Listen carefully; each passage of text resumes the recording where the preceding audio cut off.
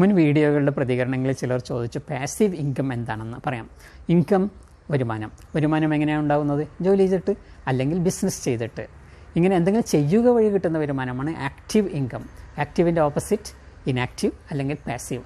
അപ്പോൾ passive income എന്ന് പറഞ്ഞാൽ ഒന്നും ചെയ്യാതെ കിട്ടുന്ന വരുമാനമാണ് എന്ന് തോന്നിപ്പോകാം. ചിലർ അങ്ങനെ നിർവചിച്ചിട്ടുമുണ്ട്. പക്ഷേ അത് പൂർണ്ണമായ നിർവചനമല്ല. പാസീവ് ഇൻകം എന്ന് പറഞ്ഞാൽ പ്രയത്നം തീരെ ഇല്ലാതെയോ അല്ലെങ്കിൽ ചുരുങ്ങിയ പ്രയത്നം വഴിയോ കിട്ടുന്ന വരുമാനം എന്നാണ്. ഉദാഹരണത്തിന് വാടകയുടെ തുടർച്ചയായി കിട്ടണമെങ്കിൽ കുറച്ച് എഫേർട്ട് വേണ്ടി വന്നേക്കാം. ഉദാഹരണത്തിന് വാടകക്കാർ വിളിച്ച് പറയുകയാണ് വെള്ളമില്ല എന്ന്. ശരിയായി കൊടുക്കേണ്ടി വരും. ചിലപ്പോൾ വാടക വാങ്ങാൻ തന്നെ കുറേ പ്രാവശ്യം പോകേണ്ടി വന്നേക്കാം. അപ്പോൾ തീരെ പ്രയത്നമില്ലാതെയോ അല്ലെങ്കിൽ ചുരുങ്ങിയ പ്രയത്നം വഴിയോ കിട്ടുന്ന വരുമാനമാണ് പാസീവ് ഇൻകം. മറ്റു ഉദാഹരണം പറയുമ്പോൾ എനിക്ക് ഓർമ്മ വരുന്നത് പണ്ടൊരു യുവാവ് പറഞ്ഞത്രേ, എനിക്ക് പാസീവ് ഇൻകം ധാരാളം വേണം, അതുകൊണ്ട് ഒരു പണക്കാരൻ്റെ മകളെ മാത്രമേ ഞാൻ കല്യാണം കഴിക്കൂ എന്നത്. ഡെഫിനേഷൻ പ്രകാരം ശരിയാണ്. പക്ഷേ ആ പാസീവ് ഇൻകം ഭർത്താവിൻ്റെതല്ല, ഭാര്യയുടേതാണ് എന്ന് ഓർമ്മ വേണം.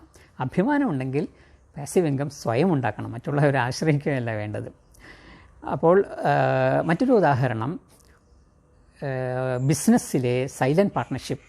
സ്ലീപ്പിംഗ് പാർട്ട്ണർ എന്ന് ചിലർ പറയാറുണ്ട്. പക്ഷേ അത് ഒഴിവാക്കലാണ് നല്ലത് എനിക്ക് തോന്നുന്നു. കാരണം പല സ്ലീപ്പിംഗ് പാർട്ട്നേഴ്സിനെയും വർക്കിംഗ് പാർട്ട്നേഴ്സ് നന്നായി പറ്റിച്ചിട്ടുണ്ട്. കാരണം സ്ലീപ്പിംഗ് അല്ലേ, അവരൊന്നും അറിയില്ല എന്ന് വിചാരിച്ചിട്ട്. അതുകൊണ്ട് സൈലൻറ്റ് പാർട്ട്ണർ അല്ലെങ്കിൽ ഡോമൻറ്റ് പാർട്ട്ണർ എന്ന് പറയുന്നതാണ് നല്ലത്. അപ്പോൾ ആ പാർട്ട്ണർഷിപ്പിൽ നിന്ന് കിട്ടുന്ന വരുമാനം പാസീവ് ഇൻകമാണ്. വേറൊരു ഉദാഹരണം ബൗദ്ധിക സ്വത്തിൽ നിന്നുള്ള വരുമാനം.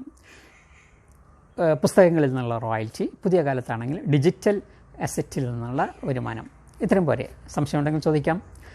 ഇനി എന്തുകൊണ്ട് പാസീവ് ഇൻകം വേണം എന്ന കാര്യം പിന്നീട് ചർച്ച ചെയ്യാം. Thank you.